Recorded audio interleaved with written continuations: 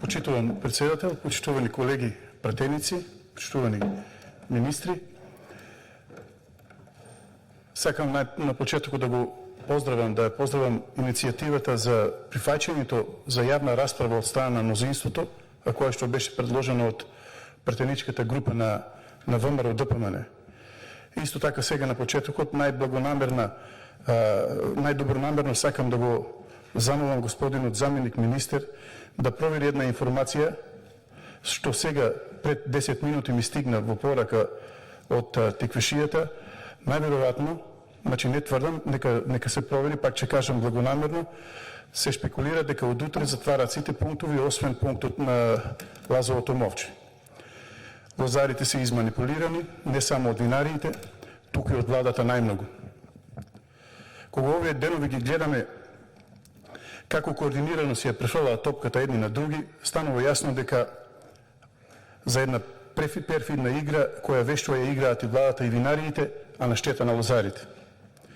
Ние како ВМРО ДПМН уште од минатата година апелиравме, постојано алармиравме дека состојбата во лозарството во Македонија е алармантна, дека владата нема капацитет и визија како да се справи со лозарството. Меѓутоа, власта остана глува на нашите апели и барања од лозарите.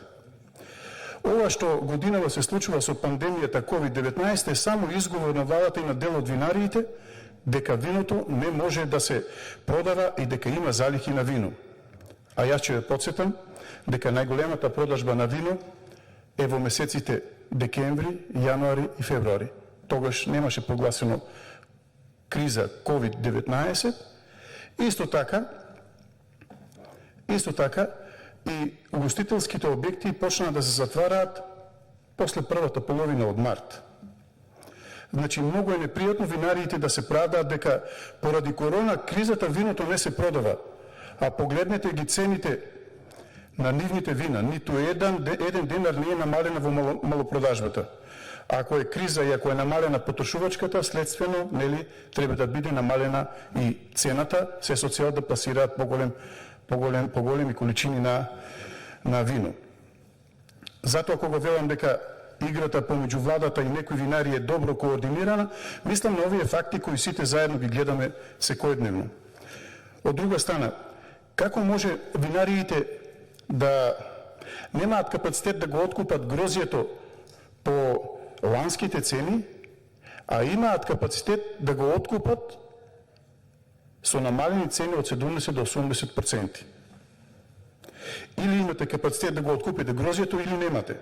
И еве, јавно уште сега ве повикувам не само нас тука сите присутните, него целокупната јавност, издруженијата на лозарите, да отидеме до најблискиот маркет, до најблискиот дуќан, продавница, да ги видиме цените на виното од ланската реколта, по која цена се продаваат, а да појдеме и после 2-3 месеци, од кога ќе втасане или ова годинишното вино, ќе видиме и тврдам дека ќе се увериме, нема да бидат намалени цените на виното во малопродажбата. Затоа целта е јасна, винариите да го соберат грозјето за без пари, а владата да креира криза и преку одредени субвенционирање на винариите да не овозможи екстра профит на грбот на земјоделците, односно на лозарите. Исто така, еден од главните виновници покрај Министерството за земјоделство, можам да речам дека неголема вина за хаосот и безредието во кој што се наоѓаат лозарите и откупот кој што се случува оваа година е Државниот инспекторат за земјоделие. Тие уште на самиот на почеток ја испуштија ситуацијата од контрола. Ниту има преглед колку вино има на залиха, ниту има представа колку грозје планираат да откупат винариите. Целосно потврдување во најтешките моменти на тиквешани, односно на лозарите. Од тука ќе упатам јавно прашање до инспекторатот. Дали имате сознание со колкав капацитет располагаат винариите кои го откупуваат грозјето за вински дестилат? Односно, дали знаете за капацитетите на дистилериите? Дали знаете дека некои винари нема шанси да го преработат во вински дестилат ова грозје, што е купено како грозје за дестилат? И дека можно е од ова грозје да прават вино, кое што ќе стане покасно конкурентно на пазарот и тоа ќе предизвика нелојална конкуренција пак на винариите кои што откупуваа по онаа цена која што беше нели договорена блиску до ланската. Дали инспекторатот знае дека мерката на владата е откуп на грозје со помалку 17 шеќерни единици кои е за вински дестилат? А лично го уверувам, минатата недела, во петокот, точно пред една недела, бев на пунктот, на откупниот пункт Лазово Мовче, каде што од тие трактори кои што беа паркирани таму со винско грозје, со вранец, ви уверувам дека имаше грозје и со 20 шеќерни единици. Да, истото тоа после замена во Тиквеш. Дали знаете, господине Шапорич, како директор на земјоделскиот инспекторат, дека воопшто и да нема инспектори на пунктовите, каде што се нели откупува грозјето? Личен пример. При посетата на една од поголемите винари во Кавадарци, кој што во својот состав има и ресторан, ги сретнав вашите инспектори таму. Кога ги прашав директорите на винаријата што прават овие овдека, па тоа е секојдневие за инспекторите. Секојдневие. Наместо да излезат надвор пред винаријата, каде што лозарите стојаа испотени со тракторите и немаа каде да го предадат грозјето, тие седнаа и се уштеваат во кафаните. Не е вкусно, не е човечки. Тие треба да си ја работата, односно за платата за која што се нели платени. Ќе ви посочам еден друг пример, кој што пред некој нема 3 дена, еден лозар ми се пожали. Го мерат со полн трактор на еден откупен пункт. Му велат нема да го земеме, бидејќи грозјето е болно. Оди на 500 метра подолу од тој откупен пункт, истиот тој трактор е со 300 килограми помалку. Значи, ако тука бил 3 тона, таму одиме со 2700. Со ова што сакам да кажам? Инспекторите не си ја вршат работата. Тие треба да се цело време на вагите, да се баждираат вагите, да се проверат дали се првобаждирани вагите. Широмерите или сондите, исто така, тие дали се баждирани, дали ја покажуваат вистинската слика за шеќерните единици. Исто така сакам да предочам и за квалитетот на грозјето, кое што е постојана тема на дискусија и од претходната моја дискутантка, односно колешката од Кавадарци. Не само од винариите, туку и од страна и на владата и премиерот, кои или имаат советници лоши и не им ја кажуваат вистината, или намерно ја манипулираат јавноста. Значи, како и секоја година, така и оваа година, болестите кај некои лозови насади се присутни. Тоа е факт. Значи, не можеме тоа да го порекнем. Јас сметам, а и дел од стручната јавност, пред се мислам на заштитарите, на лозовите насади, дека на почетокот на бербата болно грозје скоро и да немаше, или имаше со мал квалитет, со многу малку.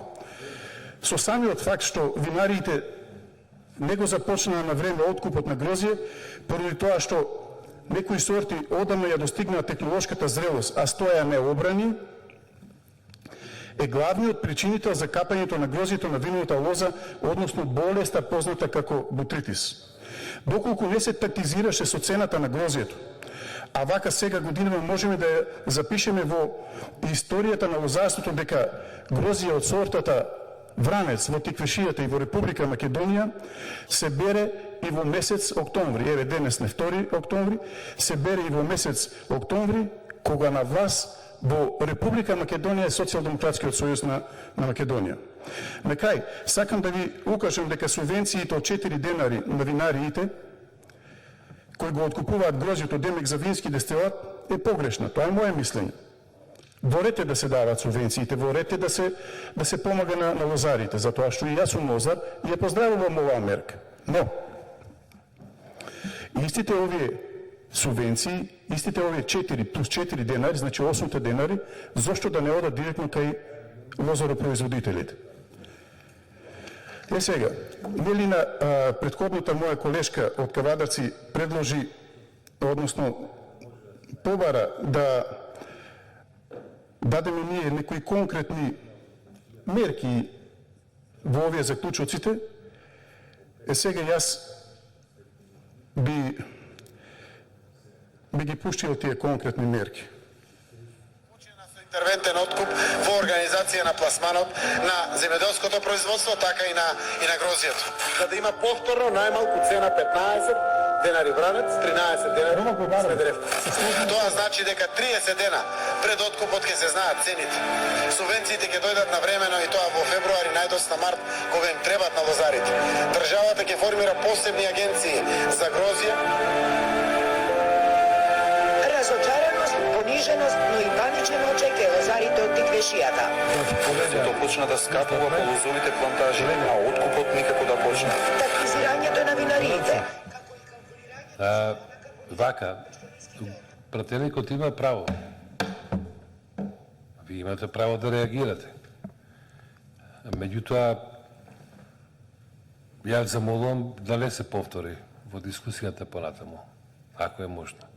Во ред, јас само сакав да ја доловам сликата на моите барања и предлози, нашите предлози кои што сакам да се преточат во заклучоците на крајот од денешната дискусија. А тоа е цената на грозието и за наредната година да не биде пониска, како што тоа го вели премиерот Заев од 2016 година. Значи, во потполно се слагам и го поддржувам тој предлог. Цената на грозието да се знае уште на Свети Трифун, да влезе во заклучоците и во потполност го поддржувам. Да има интервентен откуп, владата да формира гарантен фонд, во потполност го поддржувам. Значи, не бараме ништо, но само тоа што беше ветено во предизборието во 2016 година, сега нас нели да ги ставиме во заклучоци и да почнеме да го решаваме овој горлив проблем. Најмногу сум среќен затоа што гледам дека од оваа јавна расправа ќе произлезат заклучоци кои што ќе не бидат како репер и мерило за помагање на лозарите во периодот кој што престои пред нас. Оваа година се гледа дека е испуштена. Но за наредната година да направиме стратегија која што ќе ја преточиме во законско решение и една за секогаш да го решиме проблемот со лозарите. Тука апелирам до сите пратеници и од позицијата и од опозицијата да бидеме единствени во справувањето со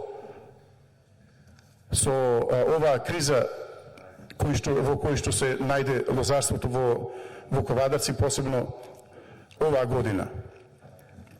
На крај, сакам и да кажам дека ќе речат некои сега ова е закасната мерка. Да, точно е така дека е закасната мерка. И јавната расправа е закасната. Но ќе се сложиме пак со една работа. И најтешкиот и најдолгиот пат почнува со првиот чекор. Ве повикувам сите заедно да го направиме тој прв чекор и да почнеме да го решаваме проблемот со лозарството. Ве благодарам. Благодарам јас. Па вака, сега нели се договорим